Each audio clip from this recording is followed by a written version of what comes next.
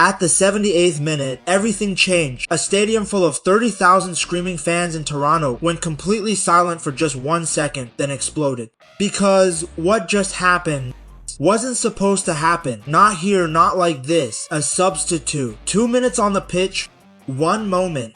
And by the time the final whistle blew at Toronto Stadium, Canada realized something powerful, but also deeply unsettling. They had fought back, they had scored, but they hadn't won. And in a World Cup. That might be even worse. This was no ordinary match. This was Canada's opening game at their own World Cup. The co-host hadn't played a men's World Cup match on home soil ever. The crowd at BMO Field had been building energy for years. Michael Bublé performed, Alanis Morissette performed. The entire nation was watching. But then, Bosnia-Herzegovina walked onto that pitch. Ranked 71st in the world, seen by many as the weakest team in Group B, a side without Edin Dzeko in the starting lineup. A side most pundits expected Canada to beat comfortably. Nobody saw what was coming next. This wasn't just a match, it was Canada's chance to control Group B. Switzerland and Qatar were watching. Every single point mattered, and the host nation had everything to prove. Canada came out exactly as planned, dominant, pressing, controlling possession. They led 13 to 8 inches total shot. They completed 310 accurate passes to Bosnia's 170. They dominated 58% of all ground duels. On paper, Canada were the better team, but something didn't feel right. Canada were attacking but not finishing the story. What happened next shocked everyone. In the 21st minute, Bosnia won a corner kick. The ball swung into the box and Jovo Lukic, a player recording his very first international goal, rose above the Canadian defenders and headed it home. 1-0. The underdog had struck first. Toronto went quiet. Canada pushed back hard in the 53rd minute. Jonathan Laryea unleashed a powerful effort. It was going in.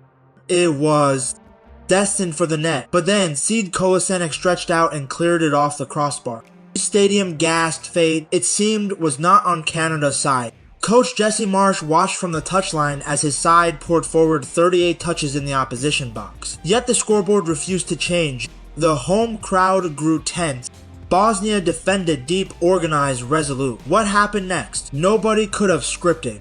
Canada threw everything forward. Without Alphonso Davies, their star man, missing. Through injury minus, they needed someone to step up. The weight of an entire nation pressed down on every touch of the ball. Every second now wasn't just time. It was pressure turning into fear. Marsch made his move. In the 76th minute, Sio Larin came off the bench, replacing Tajon Oluwaseyi. It was a gamble. Larin had something to prove. 78th minute. Just 121 seconds after stepping onto the pitch, Richie Laryea found space down the right.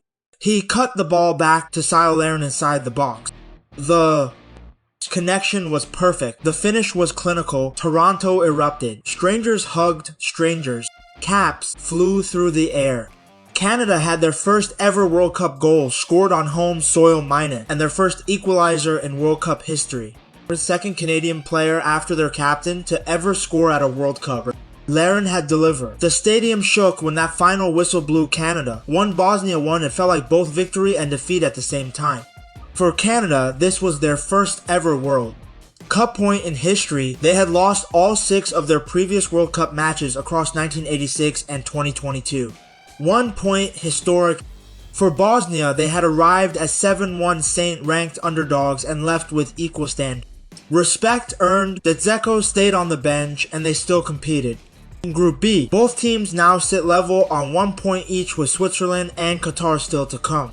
This wasn't just 1 point for Canada, it changed the entire group's psychology. Switzerland will now fear them less. Qatar will believe they have a chance, and Canada know they should have won. And here's the thing, nobody is saying out loud, Canada didn't lose tonight, but they didn't win either. And in a World Cup on your home soil, in front of your own people, a draw against the group's lowest ranked team might be the most dangerous result of all. Switzerland is watching. Qatar is watching. The rest of the world is watching. Canada has 2 matches left to prove that Larin's goal wasn't just a dramatic equalizer, but the beginning of something historic. Because if it wasn't, this draw that felt like hope might just end up being the moment that ended everything. Subscribe for the next match breakdown. Canada versus Qatar is coming.